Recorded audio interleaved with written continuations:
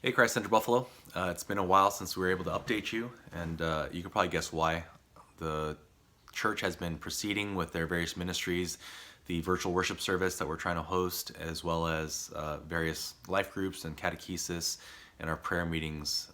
But there hasn't been a whole lot new on the schedule, so haven't had much to say. I just want to give you a couple updates though. First, you might have recognized on Sunday that our worship service was being streamed from a new visual location. We moved our videotaping downstairs to the children's ministry area, and that space is going to be our own for a while going forward. So we got equipment set up down there. We're trying to control all of our technical side of things, and so yeah, I think it was a nice change of scenery, and we're thankful for all the people that are helping to run that. John Vida, Misul, Danny Shin, Alvin Jun for a long time. Now Lydia is going to be helping out, taking over the sound equipment. So super thankful for those people who are stepping up into the gap to do these things. A couple things happening in the future. Catechesis is finishing up this Sunday with our last session, and we're hopefully going to be providing that again sometime in the fall for 201. And the other thing we were looking to do, we were talking in this session as to ways that the church might be able to help provide skills and resources for those who are looking to serve their community, their church, their workplaces better. One of the goals that we have for CCB, one of the points of our vision is to make Christ central to our city. We can't really do that unless we're loving our neighbors, not only with sincerity, but with skill and wisdom. In order to do that, we want to be able to provide training and resourcing for people that are just at various stages of their life. So, in the past, we tried to provide coaching and assistance to our undergrad students in just basic areas of life: how to build a resume, how to prepare for the workplace, how to manage their finances, and we think that's been profitable, especially for the ones who've taken that seriously. There are a couple individuals in our church who, with a little bit of coaching in terms of how to plan and manage their financial futures, I think we're set up well, and we're prepared better to just grow into adulthood. So, Edwin, our elder Edwin, suggested maybe something like an Excel class, a simple, seminar as to how to utilize a tool like Excel for your workplace and even for church. And we use Excel quite often for our finance committee and for other aspects of our administrative side of church. That man, when we have somebody that can use Excel, helps us a lot. Website management, things like that.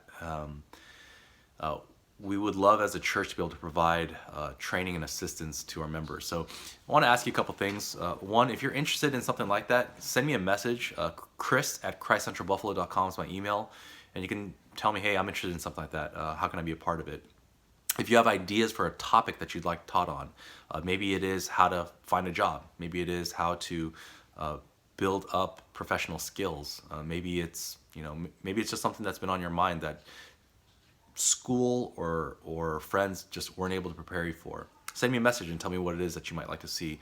And if by chance you would like to lead something like that, maybe there's something that you think you can provide for our church, or for some of the young persons, or even some of the old persons. I don't know how to use Excel. I don't know how to.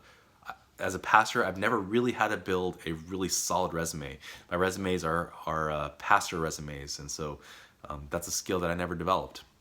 But if there's something that you would like to teach, or maybe think that you could lead a class on through Zoom or something like that, let me know. And that can be one of the ways where, whether they're 2, 3, 4, 5 people that come in, will be benefited by something that you might be able to provide or give some coaching on. So that's one way that we're hoping CCB can roll out. And other than that, we're really just waiting for the updates from our local government as to when we can safely meet again, and how to do so. So stay tuned. We're not going to know the answers to that until they come out, but we are preparing and just being ready to go when that's available. And if you're like me, we are really looking forward to the time where we can meet again and worship again face to face, and share the sacraments together, and do all these things as one church body. But until then, I would encourage you to remain diligent to practice your personal disciplines, of prayer, of Bible reading, of singing songs when you have the time to do so, of being diligent to care for your homes and for your work, for your families and for your little ones, and also to seek for opportunities to love your neighbor. Maybe that's going to be baking some cookies for the people in your apartment. Maybe that's going to be writing a handwritten note of encouragement to somebody in your church or into your neighborhood. Maybe that's going to be, just writing an encouragement to somebody next door. I don't know what that's going to be. I think you have eyes and ears to see what your neighbors need. But during this time, may you find ways to glorify your Lord and Savior.